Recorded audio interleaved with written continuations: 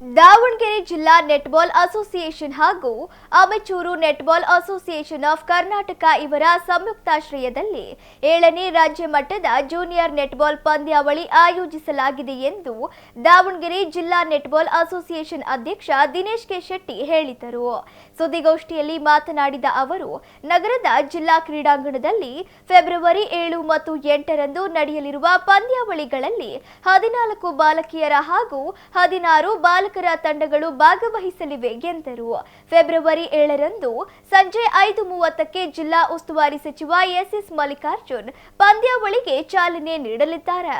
ಜಿಲ್ಲಾಧಿಕಾರಿ ಜಿಎಂ ಗಂಗಾಧರ್ ಸ್ವಾಮಿ ಭಾಗವಹಿಸಲಿದ್ದಾರೆ. ದಾವಣಗೆರೆ ವಿಶ್ವವಿದ್ಯಾಲಯದಿಂದ ಗೌರವ ಡಾಕ್ಟರೇಟ್ ಪಡೆದ ಡಾಕ್ಟರ್ ಸಿಎಚ್ ಮುರುಗೇಂದ್ರಪ್ಪ ಅವರಿಗೆ ಸನ್ಮಾನ ಕಾರ್ಯಕ್ರಮ ಹಮ್ಮಿಕೊಳ್ಳಲಾಗಿದೆ ಎಂದು ತಿಳಿಸಿದರು. ಫೆಬ್ರವರಿ 8ರಂದು ಸಂಜೆ 5 ಗಂಟೆಗೆ ಸಮಾರೋಪ ಸಮಾರಂಭ ಹಮ್ಮಿಕೊಂಡಿದ್ದು, ಸಂಸದೆ ಡಾಕ್ಟರ್ ಪ್ರಭಾ ಮಲ್ಲಿಕಾರ್ಜುನ್, ಎಸ್ಪಿ ಉಮಾಪ್ರಶಾಂತ್ ವಿಜೇತರಿಗೆ ಬಹುಮಾನ ವಿತರಿಸಲಿದ್ದಾರೆ ಎಂದರು. ಈ ಪಂದ್ಯಾವಳಿಯಲ್ಲಿ ಜಯಗಳಿಸಿದ ಕ್ರೀಡಾಪಟುಗಳು ರಾಜ್ಯ ತಂಡಕ್ಕೆ ಆಯ್ಕೆಯಾಗಲಿದ್ದು, ಮಾರ್ಚ್ 24ರಿಂದ 27ರವರೆಗೆ ಹರಿಯಾಣದಲ್ಲಿ ನಡೆಯುವ 38ನೇ ರಾಷ್ಟ್ರೀಯ ನೆಟ್ಬಾಲ್ ಪಂದ್ಯಾವಳಿಯಲ್ಲಿ ಭಾಗವಹಿಸಲಿದ್ದಾರೆ ಎಂದು ಹೇಳಿದರು.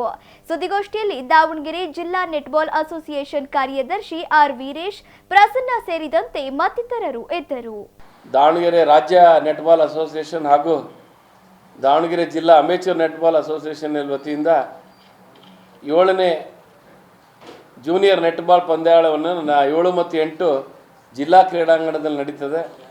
ಅದಕ್ಕೆ ಒಟ್ಟು ರಾಜ್ಯದಾದ್ಯಂತ 16 ಬಾಲಕಿಯರ ತಂಡಗಳು 16 ಬಾಲಕರ ತಂಡಗಳು ಭಾಗವಹಿಸುತ್ತೆ. ಒಟ್ಟು ಕ್ರೀಡಾಪಟುಗಳು ಒಂದು 500 ಜನ ಕ್ರೀಡಾಪಟುಗಳು ಭಾಗವಹಿಸ್ತಾರೆ. ಇವರಿಗೆಲ್ಲ ವಸತಿ ಮತ್ತು ಊಟದ ವ್ಯವಸ್ಥೆಯನ್ನು ಕೂಡ ಮಾಡಲಿದ್ದೀವಿ. 7ನೇ ತಾರೀಕು ಸಾಯಂಕಾಲ 5 ಗಂಟೆಗೆ ಸಚಿವರಾದ ಎಸ್ ಮಲ್ಲಿಕಾರ್ಜುನ್ ಹಾಗೂ ಜಿಲ್ಲಾಧಿಕಾರಿಗಳು SP ಅವರು ಬರಲಿದ್ದಾರೆ. ಅದರಲ್ಲಿ ನಮ್ಮ ಮೊನ್ನೆ ಡಾಕ್ಟರೇಟ್ ತಗೊಂಡಂಥ ನಮ್ಮ ಹಿರಿಯ ಮುರುಗೇಂದ್ರಪ್ಪನವರು ಕೂಡ ಸನ್ಮಾನವನ್ನು ಅದೇ ಟೈಮ್ನಲ್ಲಿ ಇಟ್ಕೊತಾ ಇದ್ದೀವಿ. ಹಾಗೂ 8ನೇ ತಾರೀಕು ಸಾಯಂಕಾಲ ಪ್ರಭಾ ಮಲ್ಲಿಕಾರ್ಜುನ್ ಅವರು 5 ಗಂಟೆಗೆ ಅವರ ಒಂದು ಕ್ಲೋಸಿಂಗ್ ಫಂಕ್ಷನಲ್ಲಿ ಮುಖ್ಯ ಅತಿಥಿಗಳಾಗಿ SP ಅವರು ಇದ್ದಾರೆ.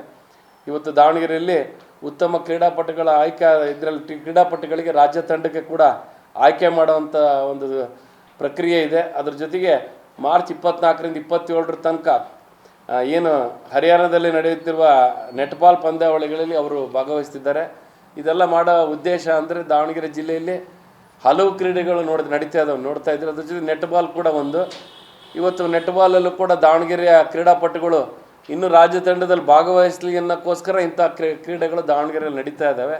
ಯಾಕೆಂದರೆ ಮೊನ್ನೆ ಕೂಡ ಹೇಳಿದೆ, ಹಲವು ಕಬಡ್ಡಿ ಆಗಲಿ, ಕ್ರಿಕೆಟ್ ಆಗಲಿ, ಖೋಖೋ ಆಗಲಿ, ಚೆಸ್ ಆಗಲಿ, ಕೇರಮ್ ಆಗಲಿ, ನೆಟ್ಬಾಲ್ ಆಗಲಿ, ಬ್ಯಾಸ್ಕೆಟ್ಬಾಲ್ ಆಗಲಿ, ಇದು ನಡೀತಿರೋ ಉದ್ದೇಶ ಮುಂಚೆಲ್ಲ ಏನಾಗೋದು, ಎಲ್ಲ ರಾಜ್ಯ ತಂಡಗಳಲ್ಲಿ ಬರೀ ಬೆಂಗಳೂರು ಮೈಸೂರಿನವರೇ ಫುಲ್ ಇರೋರು.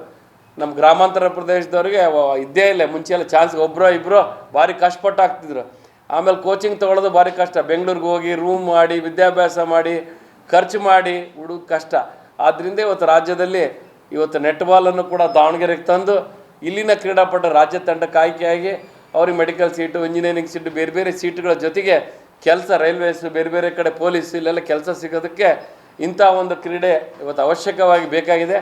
ಆದ್ದರಿಂದ ದಾವಣಗೆರೆಯಲ್ಲಿ ರಾಜ್ಯ ಮಟ್ಟದ ನೆಟ್ಬಾಲ್ ಟೂರ್ನಿಮೆಂಟನ್ನು ಕೂಡ ದಾವಣಗೆರೆಯಲ್ಲಿ 7-8 ಮಾಡ್ತಾ ಇದ್ದೀವಿ. ತಾವೆಲ್ಲ ಬಂದ ಕ್ರೀಡೆಯನ್ನು ನೋಡಿ ಪ್ರಚಾರ ಪಡಿಸ್ಬೇಕು. ಅದ್ರ ಜೊತೆಗೆ ಇಲ್ಲಿನ ನೆಟ್ಬಾಲ್ ಕ್ರೀಡಾಪಟುಗಳು ಕೂಡ ಕೋಚಿಂಗ್ ಕ್ಯಾಂಪನ್ನು ವೀರೇಶ್ ಅವರು ರೆಗ್ಯುಲರಾಗಿ ಬರ್ತಾ ಇದ್ದಾರೆ. ಅವರು ಹಾಗೂ ಭಟ್ರು ಪ್ರಸನ್ನ ಅವರು ಇವತ್ತೆಲ್ಲರೂ ಸೇರಿ ದಾವಣಗೆರೆ ನೆಟ್ಬಾಲನ್ನು ಕೂಡ ಮುಂದಿನ ದಿನಗಳಲ್ಲಿ ಮುಂಚೂಣಿಗೆ ತರೋದಕ್ಕೆ ನಾವೆಲ್ಲ ಪ್ರಯತ್ನ ಪಡೋಣ ಅಂತ ಹೇಳಕ್ಕೆ